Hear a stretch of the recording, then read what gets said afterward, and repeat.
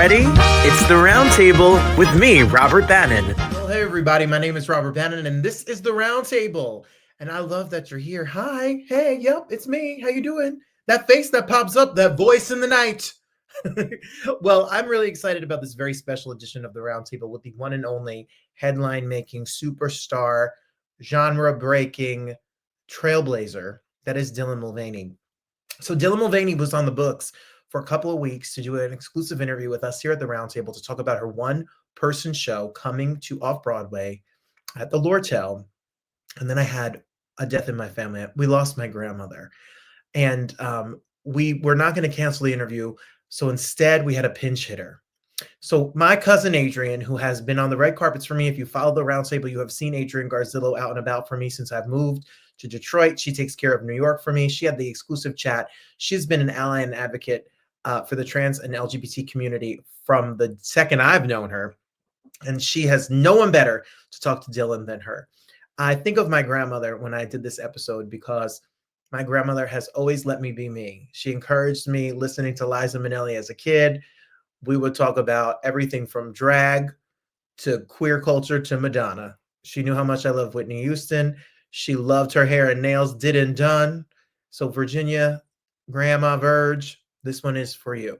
Dylan Mulvaney talks about coming to her own place, space, the world we live in, and we stand with her in our trans community. Art is important in these times because these times the community is under attack. So I'm very honored and excited. Adrian Garzillo, our special Roundtable correspondent, talks to the one and only Dylan Mulvaney right here on the Roundtable. I am so excited to be here today. The Roundtablers, please welcome the one, the only, Dylan Mulvaney. Hello. Welcome to the Roundtable. We are so excited to have you here today. And I was so excited because Robert had some personal things and he goes, "Could you interview Dylan?" I said, "Hello, of course I could interview Dylan. I'm so excited." That makes me so happy. Well, it's destiny and I love your shirt. Oh, thank you so much. Thank you. So you've been busy. You've had a lot going on. Honey, a one-person show I've found to maybe be the toughest lift of them all. But it's happening. It's about to happen. So you're in previews right now. We actually start previews this upcoming weekend. Today is my first week of tech, and it's gonna be. I mean, I did the show last year, but we've added about 25 minutes onto it and 3 new songs, and so there's a few new things that are coming into the show. The set's much more intricate. We've kind of upped the ante on many of the elements. So just trying to get those all together before our audience gets in. Wow. I mean, making your debut at the West End had to be something amazing. And I'm sure a bucket list for you. Yeah. Oh, well, in a weird way, I feel like London and the West End felt even more of like a reach, because I think growing up, I only assumed like if I got to be in the back of an ensemble anywhere, even if that was like in an Ohio dinner theater, I would have been thrilled. But if you had told me I would get the chance to like go overseas to do a show for the Brits, I wouldn't have believed you. And so I kind of think this year has been full of so many happy surprises. And I think the fact that now I'm bringing my story to the Lortel, which is such an iconic theater, and we've seen so many like amazing shows like O'Mary start there recently. It's so wild to be living through such a dark time period, but then also having these like bits of joy that makes me think like, okay, I'm doing the right things. I've got to keep trucking, keep trying to spread trans joy because it's worth sharing. Very, very true. And the name of the show is The Least Problematic Woman in the World. Correct. Yeah. A very ironic title.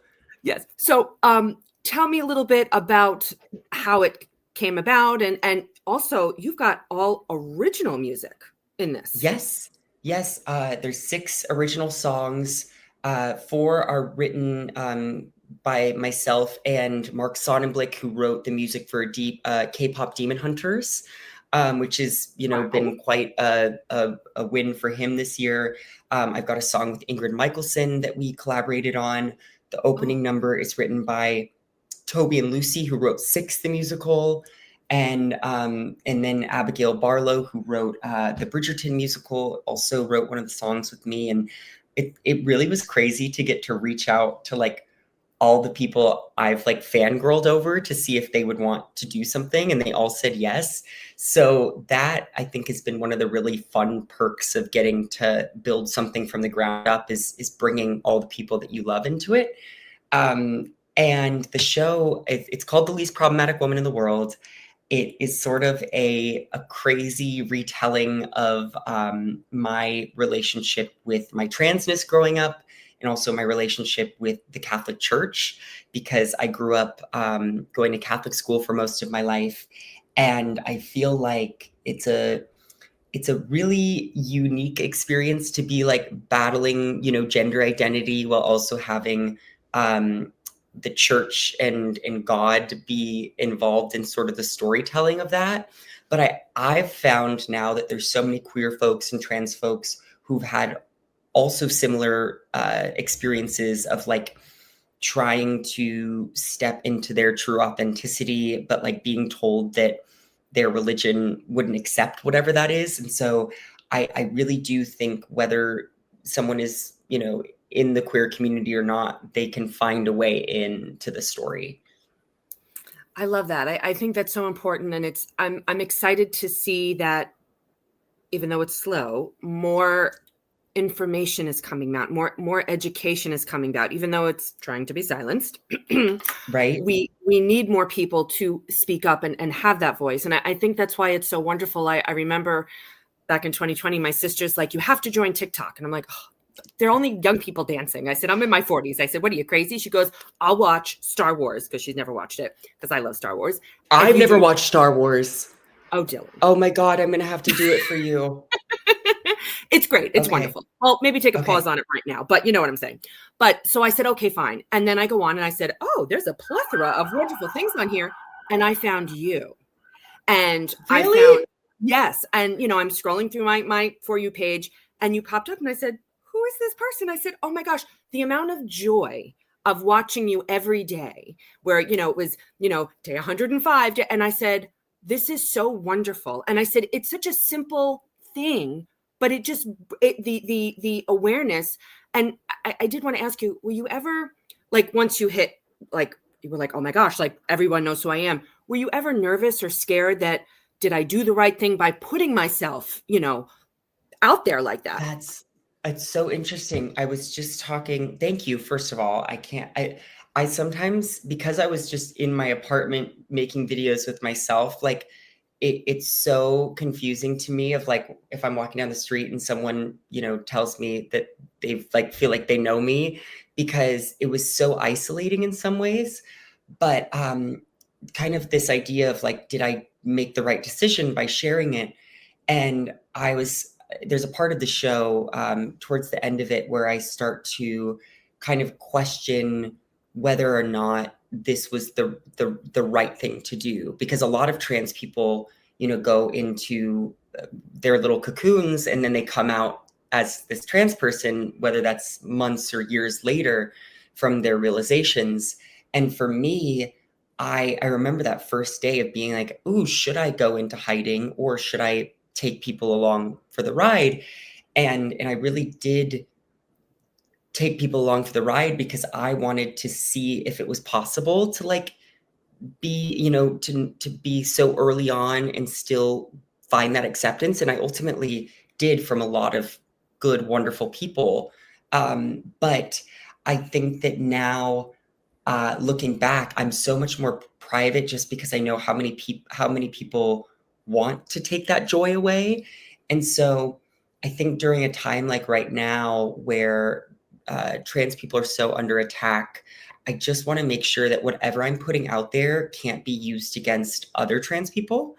And also, because I started in theater, I was like, this feels almost like coming home in a way, because I I feel so much safer to tell my story on a stage with like 300 people who are specifically want to be there versus, I mean, I could see some hater buying a ticket just to sit through and try to, come up with reasons to not like me, but that is a lot more energy than a hater just watching a 60-second video.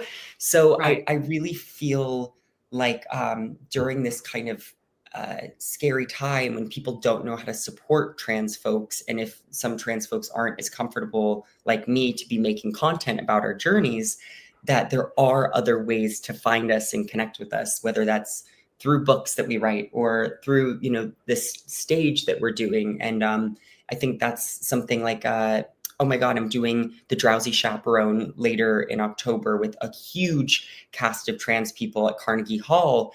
And like, to me, it's that might not be like inherently a trans story, but seeing all those trans people do something like that, I think is a huge part of like advocacy, of like allyship, because we need to show right now that we're profitable. We need to show that like our supporters are still there and willing to, fill seats and willing to listen. And I think that's what really excites me about coming back to the stage is telling my audience that loved my day 1, day 2 videos to also say, but this is actually what I want to do, which is be a performer. And the fact that they have a personal connection with me outside of that makes me so happy.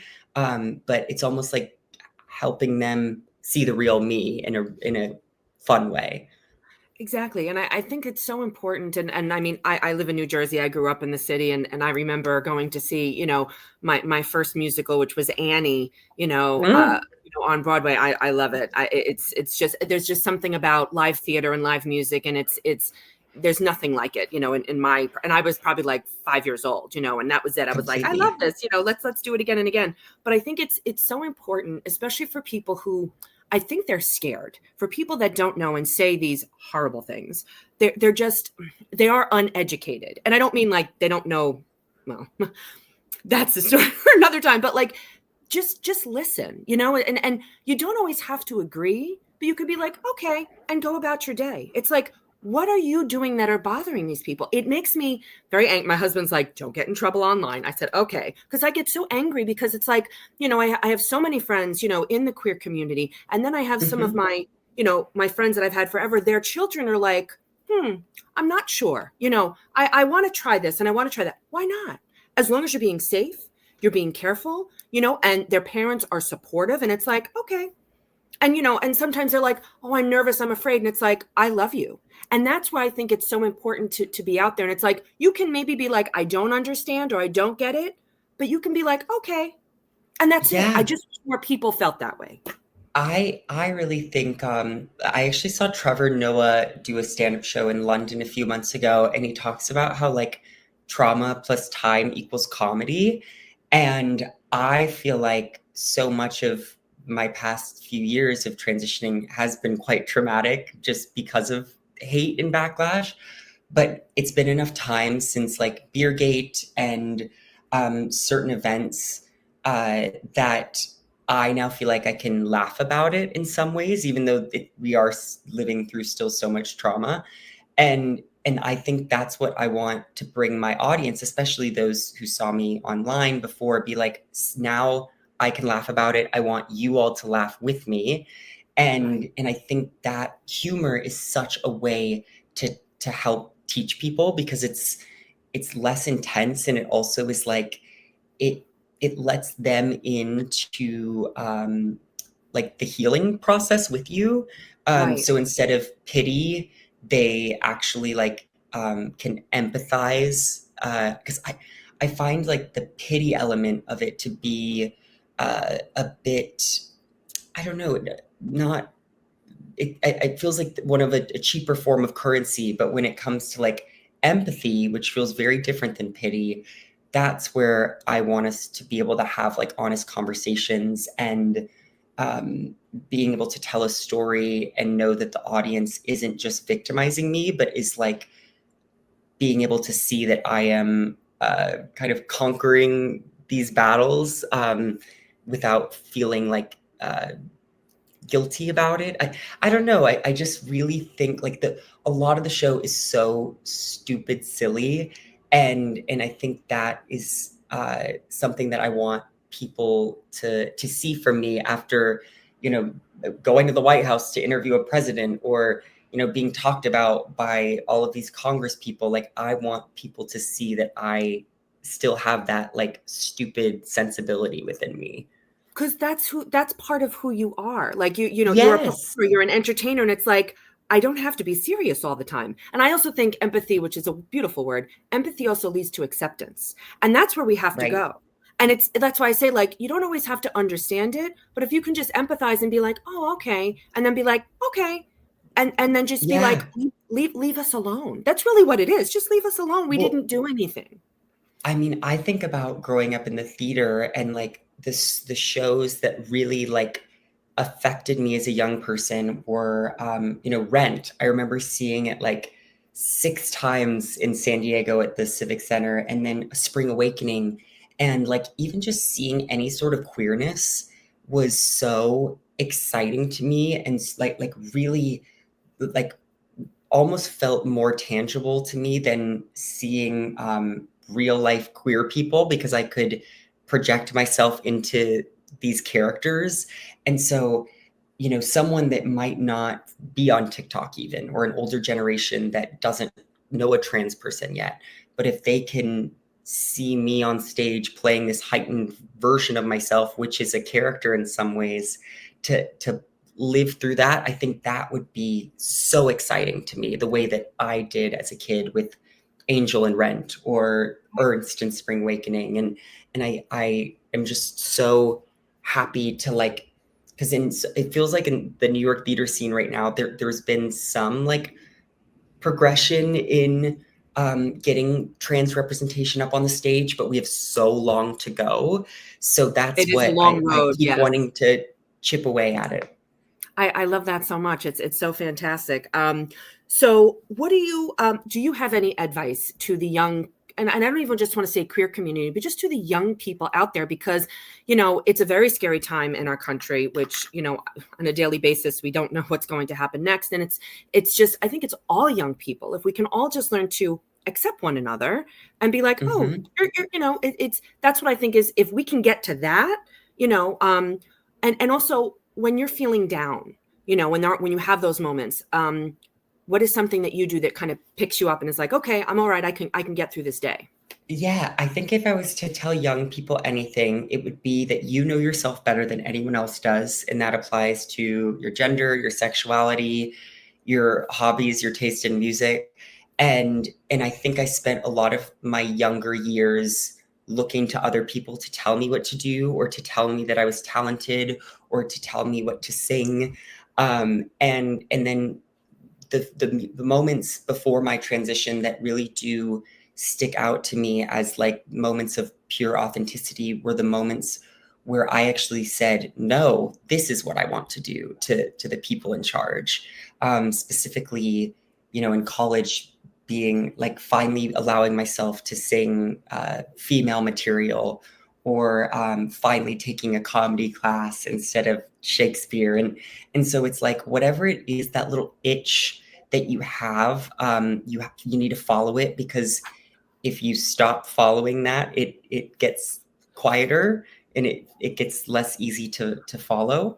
And then as far as like things to do that will, you know, help get us through these trying times, I mean, I really do rely on my friendships, and making sure that, like, I think what is particularly tricky about the way that social media is working right now is we feel so connected to all of these different people. But I think the tangibility of having friends in real life that you can go and see a show with, or have a sleepover with, or, you know, like, I think that for me is still my greatest joy, is being in actual physical community with people. And if they don't have the ability to find that right now, then hopefully that day will come. Yes. And also, like, I try to look at every day as like a brand new fresh start, you can't really change anything that you've done before this moment, but every morning feels like a reset. And so I think just not being so cruel to ourselves, because as a young person, I was constantly telling myself why I was not enough, but I wasn't actually checking in on the things that I was doing correctly. So I think it's being able to like really acknowledge what you're also doing right instead of purely what you're doing wrong. I love all of that so much. And you also have you're an author. You have a book, Paper Doll. I have a book, Paper Doll. It's so in New York. I don't even think I brought a copy, but I'm gonna need to change that. But I have it on my Audible. Oh, God, you know what? And that's a good way to do it, because I think so the way I wrote it, I felt like was how I spoke versus like some formal approach to like writing, and so I wanted it to be sort of everything that I couldn't share online. Right. I put into the book, and it's a little raunchier than my normal content. It's a little more adult, but I think it's fun. And I grew up reading books that were, like Chelsea Handler or Amy Poehler's book, and I didn't know books could be that casual and personal. And so that's what I really wanted to do with Paper Doll. And I think now that I've kind of gotten bit by that bug as well, like, and so hopefully more books to come. But I just can't believe that the internet helped me create all these dreams. Like, there's no way I would be doing a show at the Lortel right now if it weren't for TikTok. And so as much as people might try to like shit on social media or make people that start on there feel like less of a creative, I actually think it is such a tool right now, and we have to harness it. I agree 100%. It's really true. And I think especially for the younger generation where it shifts, it changes all the time. When you see, I love to bake and stuff. And I see this young man, he's 15 years old, and he's like, please follow me. And he does like treats like Oreo cookies and things like that. And I was like, he's 15. Like, I think that's wonderful. And he's got all these followers, and it's like my ASMR. I love watching him, like it's so great. And I think it's so true, Dylan, that it really is a way to carve out something for yourself, whatever your niche is. I just think it's wonderful. And I'm so happy that you came across my For You page. It's truly wonderful. God. Well, and now we're here 3 years later. So now we're here. So now everyone needs to go buy tickets to go see this show. I believe it starts, is it October 7th through November 30th? Those are the dates that I have. Or did that shift? We've got a shift. We're actually starting September 27th now, and we're going through October 19th. And so we've got 4 weeks. It's going to be 8 shows a week, and I'm going to give it my all every single night. So I hope that they will join me. Yes. And you can go get your tickets at leastproblematicwoman.com. Please go do that. Please buy her book. Please support her, follow her, and all those wonderful things as I do on everything. And Dylan, thank you so much. This has been just wonderful for me. And thank you, Robert, for letting me do the interview. Thank you, Adrienne. Thank you, Robert. Thank you for being here. Thank you for the love, encouragement, and support you've all sent me. And I look forward to seeing you next week on Broadway World, the Broadway Podcast Network, iHeart, Spotify, YouTube, or wherever you hear me. Follow me at Robert M. Bannon on Instagram. Go to robertbannon.com and listen to us every single day on your favorite podcast. And watch us Fridays here on Broadway World, where Broadway gets its news. Till then, thanks, everybody.